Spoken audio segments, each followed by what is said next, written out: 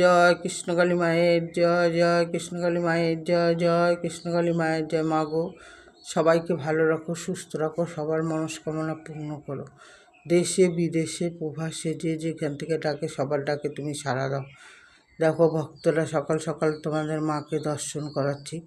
এখন বাজে মাত্র 6টা 28 তোমাদের মায়ের দর্শন দিলাম। এখনও মায়ের কোনো কাজ করা আমার হয়নি, কারণ সবে ফুলটা আমার তোলা হলো। ফুল তুলে এই যে ভিডিওটা করছি। গোপাল সোনা এখনও উঠেনি, উঠবে এখন। খাটের ওপর ঘুমিয়ে আছে। দেখো বলে বাবা, এই বলে বাবা, সবাইকে দর্শন করিয়ে দিলাম। দেখো তোমাদের দিন যেন ভালো যাক, সুস্থ থাক, এইটাই আমি মায়ের কাছে প্রার্থনা করলাম সকালবেলায়। এই দেখো এইটুকু ফুল পেয়েছি আজকে। এই ফুল দিয়ে পুরো মালাটা করতে হবে আমাকে।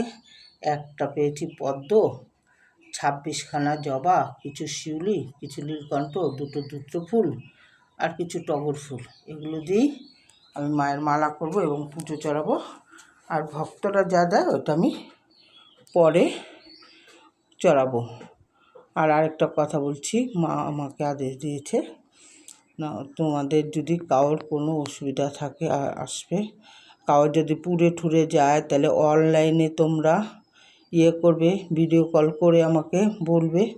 সঙ্গে সঙ্গে ফোসকা পড়ার আগে, ফোসকা যদি পড়ে যায় তাহলে আর কিছু করার নেই, কিন্তু ফোসকা পড়লে জ্বালাটা কমবে। আর ফোসকা পড়ার আগে যদি আমাকে ফোন করে তোমরা ঝেড়ে নাও ফোনে, তাহলে তোমাদের ফোসকাটাও পড়বে না এবং জ্বালা যন্ত্রণা সব কমে যাবে।